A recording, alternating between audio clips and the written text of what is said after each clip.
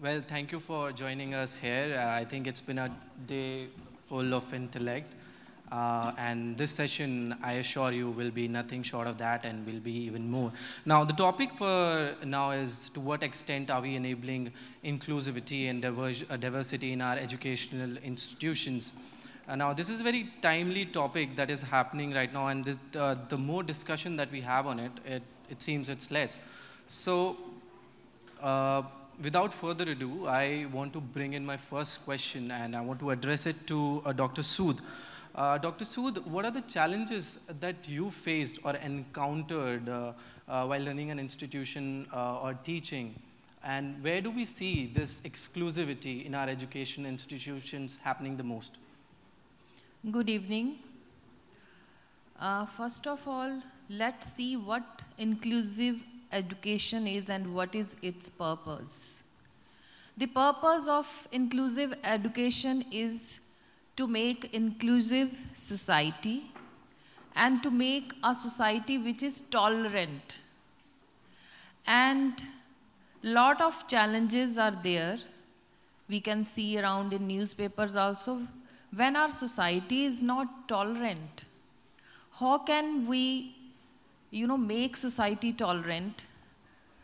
The solution lies in inclusive education, because when children with special needs or slow learners or various children with various disabilities, they will be along with normal children, and with gifted children and other children, they will be together in school. Obviously, they will be picking up so many things, empathy, sympathy, everything will be cultured, nurtured in our students. And we will end up with tolerant society. Once the society will become tolerant, obviously the peace will prevail. So first of all, I feel very lucky that I am invited to talk on this very sensitive and in-demand issue. Yes, this issue is very much in demand. How much we have prepared ourselves for inclusive education in our schools? What is our view of thinking about inclusiveness? That is, I think every individual, it is the moral responsibility of every patriotic person to think about it, that we should go together. So there are challenges. The very first challenges regarding the policies. How much the policies are filtrated into the schools and how much they are followed. And what type of administrative control is there on various policies. Many of us are not knowing actually all the policies made by United Nations, made by our country. We are aware of RTE, Right to Education, that also promotes inclusiveness in education, and how that government policies can be, put into limelight. For that, I think mass media can perform great function. And if policies are there, the next step comes. There are many steps like infrastructural requirements for these children, but I think I will not take up infrastructure first, because that will hardly a challenge if the mindset of people in schools and colleges will change. That our mindset is in a way very acceptable to the change, any kind of change, and we very easily adapt to the situations that we have thought, okay, we will go for inclusive education, and in a class where diversity is there. In biology, we teach that diversity leads to stability. Same thing prevails here. If there is diverse group of students in class, some are very fast learners, some are very slow learners, obviously they will pick up from each other a lot. And the challenge is that our teachers are not properly equipped. First of all, the leadership is not having perhaps that mindset, that thought process to easily imbibe inclusiveness. And secondly, if leadership says yes, then second hurdle is that our teachers, they do not have, ample activities or opportunities for the students. They are not trained in a way to handle visual learners, auditory learners, the children with cerebral palsy, and special educators are provided, no doubt, in schools, and according to CBSE rules, it is mandatory to have special educators. But every teacher need to learn, basics of this thing, and it should be dealt, as a main subject in Bachelor of Education. Then at that time, when teachers will be learning all the skills required to deliver in the class to address the diversity, it will not only benefit, toppers or fast learners, it will benefit everyone. And third is infrastructural requirements, and special infrastructure like ramps should be there for those on wheelchair, lift, and guided blocks for those who have some visual impairment. Another thing, a lot of IT tools are there which can easily address this issue also, because text-to-speech converter software, and if the child is not able to read properly, even they can listen audio lectures, so audio-visual aids. How your library is equipped to address this issue, that is also very important. So if attitude of teachers will change, obviously they will be able to change the attitude of other students towards these special children. And once the students will gel with each other, and they will know that they will have to go a long way along with these students, then next comes skilling these students, because these students require a particular kind of skill which they can gain to use different type of tools for different children, because technology has answer for each and everything. Right. Thank you, Mr. Sood. Mr. Sheikh, I want to bring the conversation to you now. Anything that you would like to add to that? And also, since exclusion is a very big topic, and it's it is a broad, it gives a broader perspective. So bringing in a broader perspective also, and where do you see this happening the most? So I think the fundamental thing that we need to look at is that, are we talking about value-based education? The challenge comes when you talk about mindsets and a lot of other aspects, is that we are moving away from a critical piece is values. Today, knowledge is very accessible, very, very accessible. It's not like what it was in my time, where to research an article, to research something, I would need to get an encyclopedia, I would need to get a bunch of books. It's very accessible on the internet, right? I think the role that schools need to play, education institutions need to play, is how are they instilling values into the students that are coming in? What is the mindset that we are putting in? We cannot be the discriminators. We cannot be the differentiators, or we cannot be the ones who are saying that this child is different from the other child. To the extent we really need to reform, and that's what the NEP is doing, right? It's looking at reform which is very, very progressive, where even our evaluation processes needs to evaluate a student on their skill sets, on what are their strengths, leveraging that aspect of it. And diversity and inclusion, will not make it happen if you do not get equity into play. Now, equity sits very different from equality, right? And that's why DEI together needs to be done. For us, across, not only in the education system, and I come from a diverse background, where, even in the corporate world, diversity today is restricted to gender ratios. It's restricted to women in leadership. Diversity actually goes way beyond. It is about learning aptitude. It's about sexual orientation, gender, race, caste, your preferences, and anything. It's as simple as, you know, is a boy allowed to have long hair? You know, that's the level of discrimination we need to remove. We have to look at the aspect in schools. Are we still telling our children that please stand in line according to your height? You know, that's what we need to start looking at. That's the thought process that we need to get into. So, ma'am very rightly said, I think there's a lot of work that we also need to do in the space when we are training and grooming our teachers. Because they are the ones who are actually going to facilitate and bring this knowledge to the fore and work with students, work with different stakeholders. And it's about getting all stakeholders into the play. It's about getting parents into play.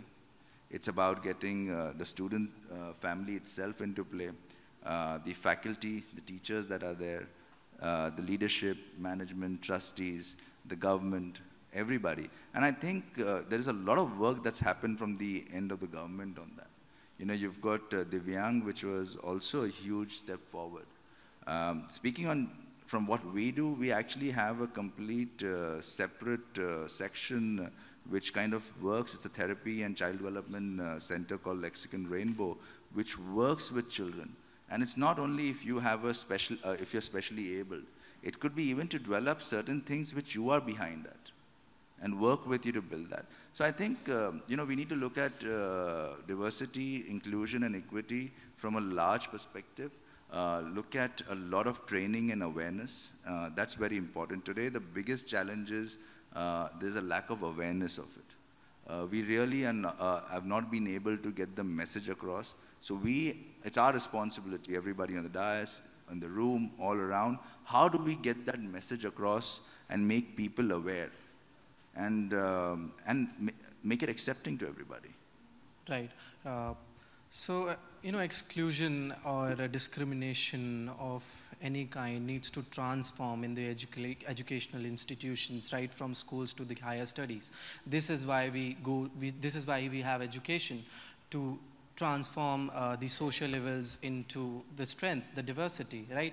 So the next question I want to bring to Mr. Ganesh Sharma. Mr. Sharma, how is the exclusivity different among staff and students? How does it affect teaching and running an institution, or education institution? And then how does it affect the students at the end?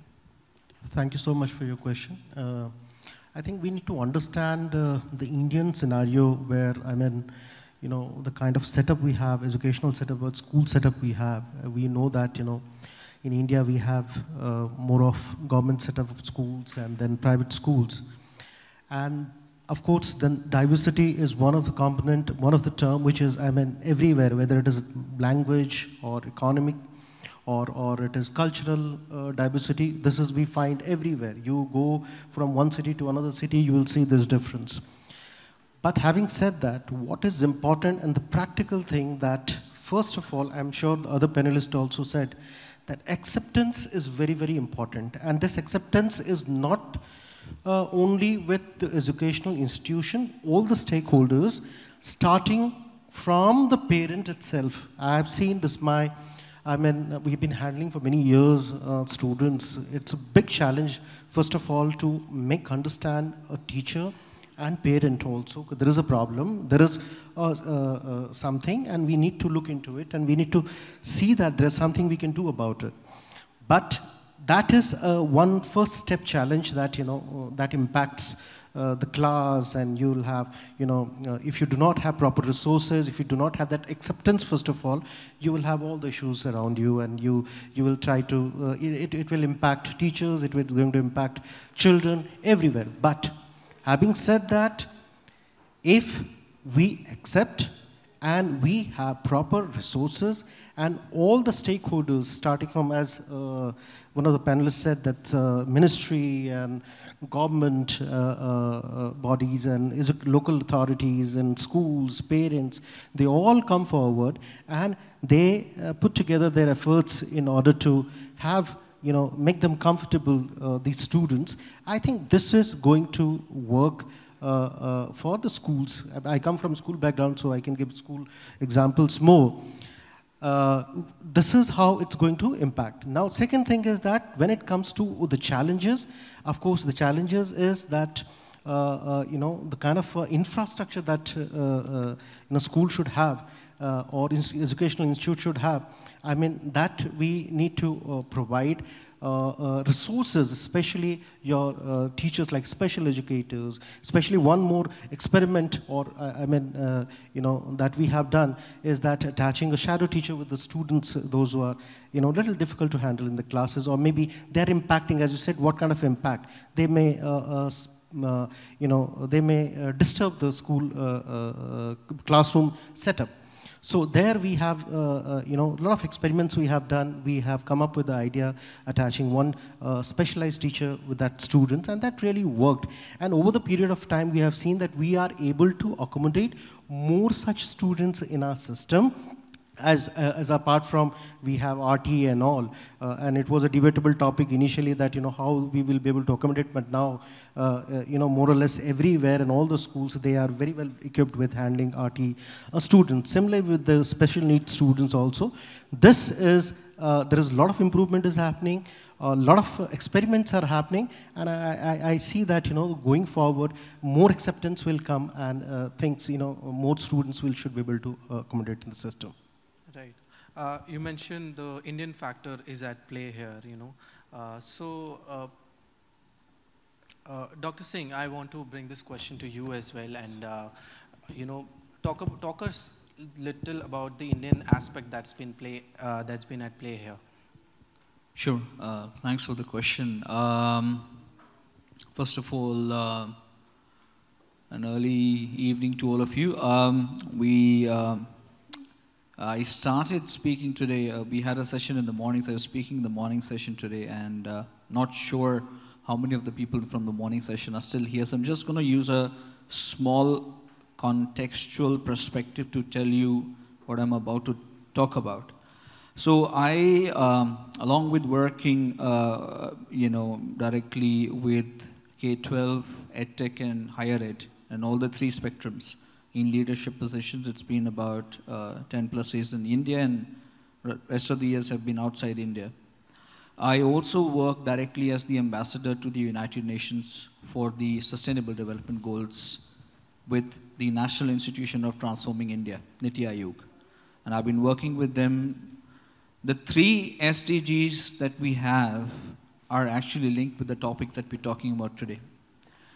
Quality workspace is a sustainable development goal.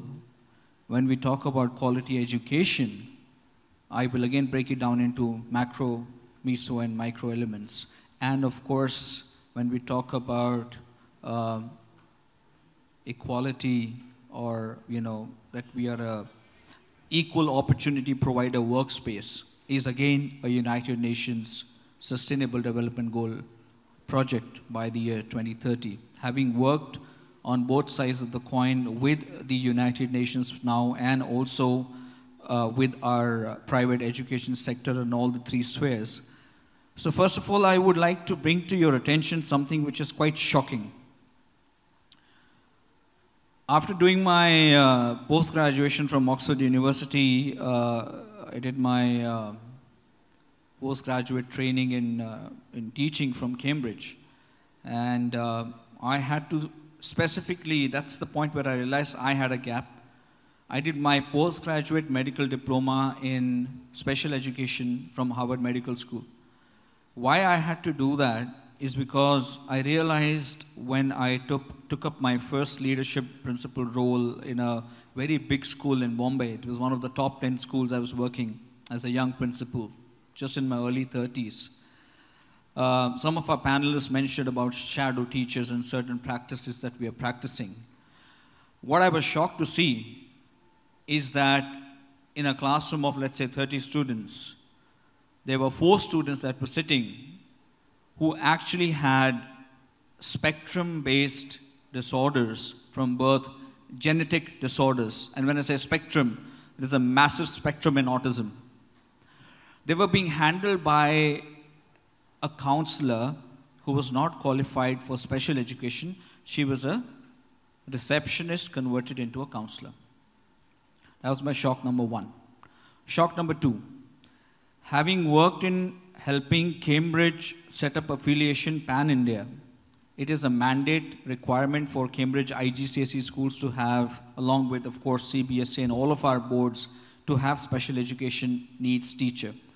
Shock number two is how many of our teachers are actually SCN qualified. How many of you who are sitting in the room here would know the difference between a child who might be dyslexic versus a child who might be having ADHD versus a child who might be extremely autistic versus a child who is having minor symptoms of autism?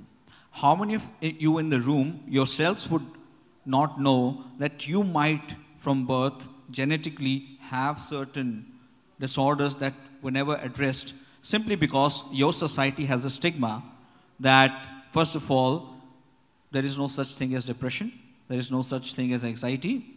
These disorders don't exist. Especially if men talk about it, it is considered you're not man enough. That's one of our big cultural problems where men are holding it down. Women have to hold it down also because, of course, if women talk about it, then it becomes another, I don't want to go into that dimension, but it's, again, a big problem. This is not happening right now. It's been happening for the last, probably, pre-independence in our country. So when we talk about the micro element in any educational ecosystem, whether it's a school, as I said, or a college, or whether you're talking about edtechs, is micro is classroom. We can have shadow teachers, but I would just, through experience, beg to differ with you. Shadow teachers are not enough anymore, because unfortunately, the rate at which our children are facing learning challenges is increasing. And this is a scientifically proven statistic. Why this is increasing is because of the kind of social practices that we have adapted now. How much surrogating of parenting do we do or have been doing pre-pandemic? Or how much of actual parenting, or let's say we talk about in schools, student talk time versus teacher talk time. How much of parent talk time do you have with your kid? The child is born already in their DNA with a smartphone. Do you know that autism starts developing from age 2 and can be developed to a certain level by age 5 due to digital devices? This is again a scientifically proven fact. So how do you balance that? The child is, I am too tired, here's my phone, go away, watch your thing. You have no idea, the child is quiet. You are, and when I say you, we all are responsible in this element. So if you are linked with education, please educate yourself. Because you're doing a disservice by saying that you're an educator. I am telling you my personal experience. When I got into my job, I was absolutely baffled to realize that these things are being practiced in the biggest schools in my country. So I had to run back and educate myself. I had to relearn to understand what is special education. And that's from where I realized to experience that this is a very critical component. Now let me come to my MISO element. MISO element is for employees. When we talk about being an equal opportunity provider, as per data by the United Nations, 90% of top management people feel they're included. Inclusiveness. Middle management, 60%. Lower, let's say, people who are considered teachers in our ecosystem, only 22% teachers feel included in any spectrum of education institution that you find. Inclusion does not just mean that they are sitting into a parent-teacher meeting or a teacher-collaborator meeting. It means that they are part of the organization. They're part of the organization's growth. So top management is included, of course, because that's where the money is. And I hate to say it, but that's the truth. But the teacher is just the transactional element. Unfortunately, the pandemic taught us a lot, but Indians have resilience. Unfortunately, on the negative side of the coin, we have resilience to be on the wrong side. And I'm talking things which are very pragmatic. Some of them might be strong. But if somebody does not talk about it, probably nobody will. So coming from a background where I've seen these things practically happening in different kinds of corporates or organizations, I would implore you to try and unlearn, relearn, and understand that inclusive element is applicable to employees. When you say that you are an equal opportunity provider, please work on that element to make sure all of your employees, right from the person who's serving you tea to the person who's running the company, has some equality in your company. And I know a lot of us do that. I know that a lot of us do that. This is a good practice, one of the best practices, but it has to be systemized and sustained. And when it comes to children, please stop labeling them. If a child is autistic, does not mean that they cannot have a quality life. If a child is dyslexic or ADHD, does not mean that they cannot have a quality life. You need to understand how to channel their best practices into curriculum, and you need to help them in the areas where they are genuinely challenged. Most of the children, and I don't need to give you examples, you already know a lot of people who were born genetically with learning disorders have been running successful organizations, have been running as successful scientists. I will only ask you one question. How many of them came from India? So that's what I wanted to say. Thank you. Thank you, Dr. Singh. You've highlighted a very important aspect that we've got all, not only teachers, but especially teachers, but not specifically teachers. All of us need to educate ourselves for this, ongoing issues of exclusion and discrimination. Now, I want to address the elephant in the room, the topic for the day. To what extent are we enabling inclusivity and diversity in our educational institutions at the moment? And I want to bring Mr. Nasir Sheikh again to the conversation. Mr. Sheikh, can you tell us what are the current situation of enabling reforms, or what is currently at play here? Are we enabling inclusivity and diversity in our educational institutions? I think we've taken giant steps. I think we've taken giant steps when it comes to getting inclusivity, diversity, and equity into our educational system. And this is happening over years. There is a focused thought process to make it as inclusive as possible. From making teachers more aware, from making parents more aware, from having policies in place which are there.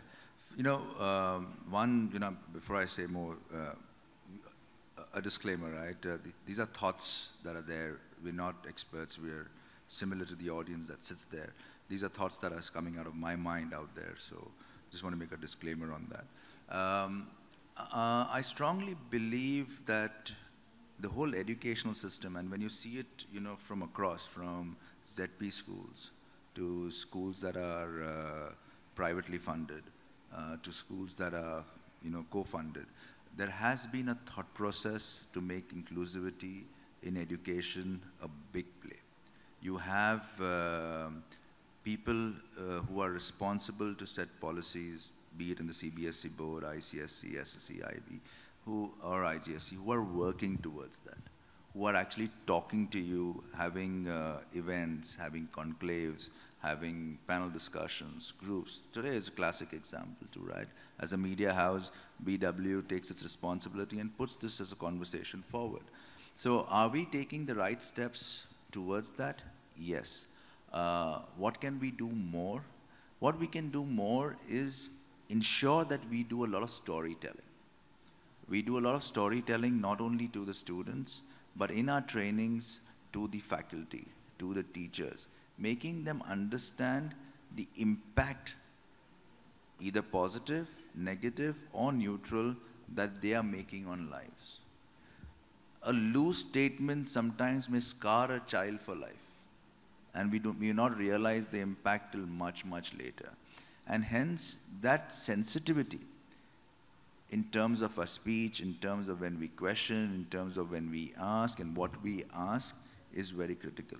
And this will only happen through open conversations in staff rooms, in canteens, in informal media, in informal conversations, where we address the elephant in the room by talking about it. you know, the biggest aspect today where if there is a challenge, the challenge is addressing by talking about it. And the moment we start talking about it, there will be tons of ideas. You know, if you ask the room sitting in front of us today, you'll get 1,000 ideas in moments on what's working and what we can do better. So I guess, I think we're in the right direction, if, at least from my humble perspective. Okay, okay. Dr. Sood, would you like to add to that? Yes, definitely. We are moving step by step, and speed is also pretty good, because along with RTE, Sarv Shiksha Abhiyan, that is also there, and universalization of education is there, and in CBSE lot of training programs on inclusive education is also there, because each and every teacher of the school must be aware of all things related to special children, because when they notice certain things in children and they come to know that something is happening in the child, maybe later on that this child will develop some kind of disability. These simple and small things must be picked up in the school, and it will depend upon the kind of system you are running in the school. What are your strategies? How you analyze each and every child? If you are analyze each and every aspect of each and every child as reflected in the report cards, in report card you can see, along with scholastic, there are extracurricular, co-curricular and behavior also. That is also reflected.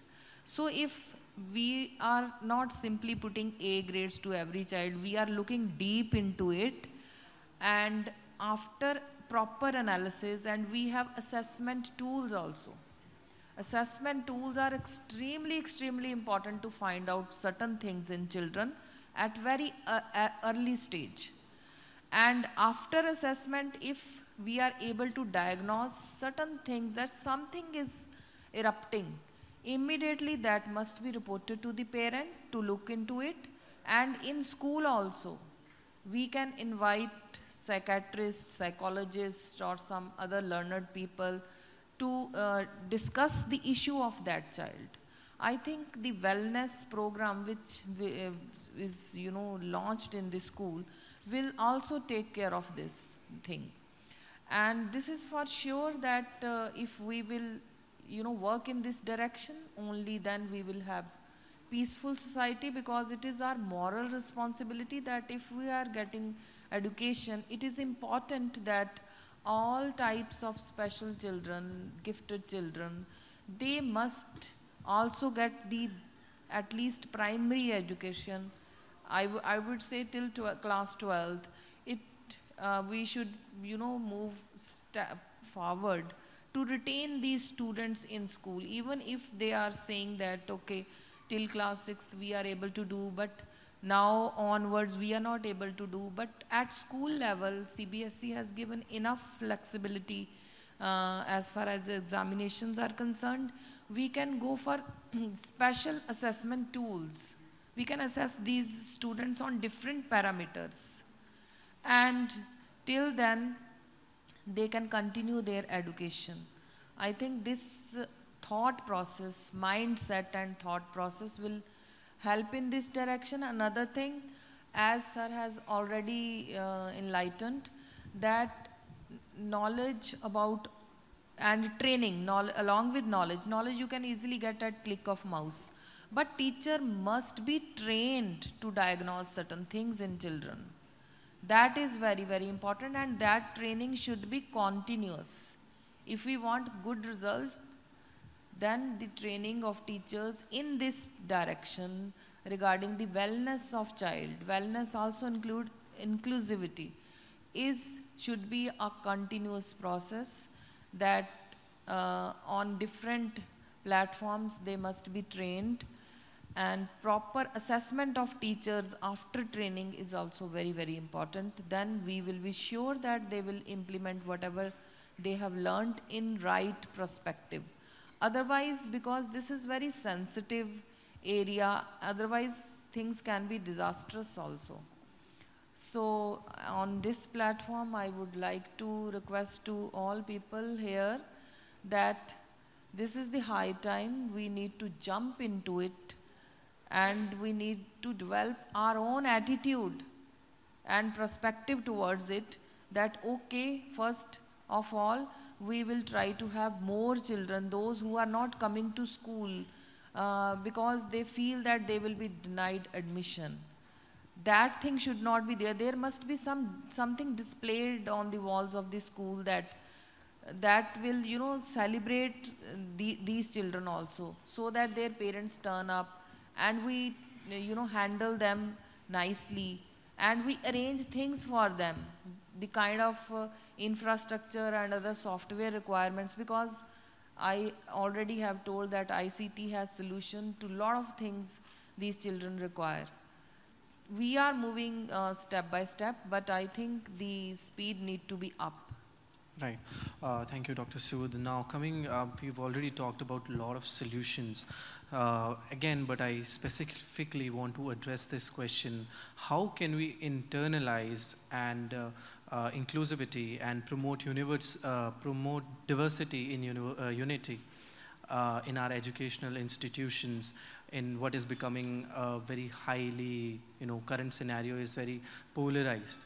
So, and I want to address this question to Mr. Singh. I'm sorry, and if you would like to start the conversation on it. Sure, thanks. I would say that what our panel members have been talking, absolutely there is a lot of development. See, from the educational perspective, we have something called IEP, Individualized Education Program. We have elements in CBSE and we have NIOS. There are a lot of facilities, but of course, awareness has to go. The number one solution that we need to understand is that we are a diverse nation. What we might be talking here could still be socially acceptable. Try and having this conversation in a tier 4 city somewhere in the extreme areas of Andhra Pradesh or in a village.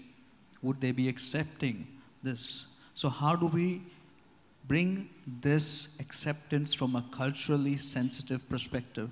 How do we make parents understand that this is for the benefit of the child? 95% of the times, parents do not accept that the children have an issue, because it is understandable. We all want our children to be same. So that is an area, number one area that we need to tackle. That is why professionals are needed who need to talk to parents in a very positive reinforcement manner, that the children are going to be given the best possible facilities to maximize the output that the child can bring into their life. That is extremely important. The parent has to be educated on the child's pathway by an expert. I would say even the principal will fall short on that conversation. We need experts. Second important factor that we need to realize about diversity is that we have such an amazing strength as a nation. See, it is a double-edged sword. The first part I've told you. We are one of the most diverse, culturally diverse nations in the world, running still in a in the form of a democracy. Please, let's utilize that. I was just making a small comment to, since we are almost ending the day, that every time anyone comes here, we always talk about my institute or I've been doing this. We got to move from the I to the we factor. There is only one solution. We got to move into a collaborative synergy. That's the only way in education. And I'll be very frank with you, in my experience, the only difference that I'm seeing between what's happening in developed countries and here is we get into the I factor a lot. If our institution is, whether it's doing really great, we only want to focus on our institution. We got to share our best practices. It makes you a bigger person when you share your best practices with your fellow educators or institutions, rather than saying this is mine. Unless, of course, it's a trademark or an IP, your intellectual property. We need to share best practices. To give an example, The organization that I'm heading right now is using Waldorf curriculum. Waldorf curriculum uses something called curative arts for children with SEN. This is something that we share with every board across India. We need to share. The point is, education is the pivotal focal point from where sharing starts. And educators are the people who can spread the word. So I would request that let's collaborate. If we have genuinely done some good work, we can't carry it with us wherever we are going next. And I'm talking about even if we have a lot of money, a lot of success, we're not going to carry it. But if we are able to share and give the next generation of our students a better life, I think that might serve us a better purpose. So with that words, I think I'll end my talk. Thanks. Well, thank you, Mr. Singh. Mr. Sharma, I want to bring you back to the conversation and, if you could add to this. So what I feel is the most important thing is that as a organization or educational institution, we need to change ourselves so that we can fit to the demands of the learner. It is not that the learners need to change. So a lot of work has to happen, as other panelists also said. The most important thing is creating the correct awareness, and at the same time, the training people. That is very, very important. What happens, we have seen over the many years, ever since we started, and especially when CBSE also started accommodating, the special needs students and doing good job. I mean, they are giving all the flexibility and all. And school also started. We started initially with the wellness counselor, then special educator. I'm sure now every school has got special educator. And going forward, I mean, the schools, many schools, they are having the proper special education department where there is a HOD and, all the departments, teachers are attached. But having said that, to identify in the initial stage, which is very, very challenging, as panelists are also saying that convincing parents is one of the most important part. Initial stage. Once it is accepted, then we start together and we collaborate, and there is a partnership that we can see together, school and the parents can work. But that initial stage acceptance, sometimes it leads to fight also. I mean, it goes like, no, it's not correct. What you're saying is not correct. That is a very, very sensitive area. There are specialized people are required, and they can really assess. Assessment is also another point that we have already discussed, is very important. So while even taking at the time of admission itself, that proper assessment and identifying that what is the requirement of that child, it will help you almost 50% while dealing with the students.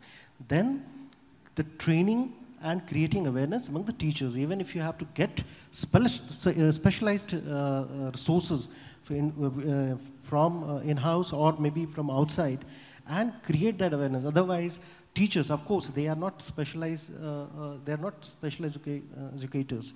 They will treat all the students, and probably these problems they may see as a behavioral issues, or they may see as a disciplinary issues, and they say, no, it is creating a disturbance in class. For that, each and every stakeholders, each and every staff members, starting from Bhaiya and Didi working support staff, some kind of awareness has to be created that it is a very sensitive thing. It has got, a very specialized area to look into. And everybody, if the school heads, management, or everybody can come together, collaborate, and create that awareness and training strongly, I'm sure that, we will be able to accommodate and make these children very, very happy when we combine these two terms. One is diversity, we are saying, and inclusion. When we combine, it will create a happy classroom. And each and every child will feel that I'm part of this room, I'm part of this house, I'm part of this organization, and feel that importance in life. Otherwise, they feel left out. So every child has got, this is what RT education is all about, that every student has got right to have some basic education, and this is how we are accommodating in the system. Initially, when this RT education came, people were little like schools, like 20% schools, like private schools, so they said, how is it going to happen? How they're going to, but then over the period of time it happened. It happened because people started accepting, people started taking initiative, and a lot of refinement happened over the period of time and adjustment. And that's why things are better. And I think there is a need to, there's a long way to go. I think a lot of work has to happen. A lot of initiative has to be taken. We need to understand the change has to happen. If we start doing some kind of experiment, the way in education field experiments are happening, and we have seen a lot of experiment during pandemic time. Similarly, this particular issue that we are addressing today is required a lot of testing, change, experiments, and I'm sure the situation will improve. And I think one day again we'll be here and we will be talking about that, you know, how far we have achieved our goal in collaboration. Thank you. Right. Right. You rightly mentioned that, you know, acceptance will go a long way, and it's time we show exclusion and discrimination the door, right? So now we can open the floor we can take a question or two from the audience, if we can. My name is Romel. I'm the CEO and founder of Enaboli Labs. I would like to ask Dr. Sood, ma'am, you had said that the speed with which we are getting into inclusivity can increase if we use IT infrastructure or ICT. Could you elaborate on that, ma'am? Yes, definitely. There are, as I already told, there are text-to-speech software, but if we really want to speed up this process, the answer lies with artificial intelligence, which is coming in a big way in every field, and it's there. And for special children also, robotics and AI can be combined, wherein the system is picking up instructions of the teacher and translating it into in their language or in their perspective, how they understand. And artificial intelligence has a lot of answers, because if I give you some personal example, there is personal trainer for exercises you can make on AI platform online. You can make your personal trainer, and who will tell that which angle of exercise is done in a wrong way. So similarly for these children, there are things online available, but most of the things are in development stage, and diagnosis is very important. And secondly, AI companies need to come in a big way to help and rescue these students. And teachers need to be trained how to use these tools with students. My answer is artificial intelligence. Right. Thank you, sir, and thank you, Dr. Sood. Acceptance again and a collaborative approach will go a long way in bringing inclusivity in our educational institution. That's the sense of conversation that's been there, and that's what I've got. So I think we, apart from the teachers, which specifically have to accept it, all of us, we need to accept that this exclusion does exist and work our way towards it and educate ourselves. So on that note, I would like to thank our panelists, and I would like to extend that thanks to you too, to listening to this conversation. Thank you everyone.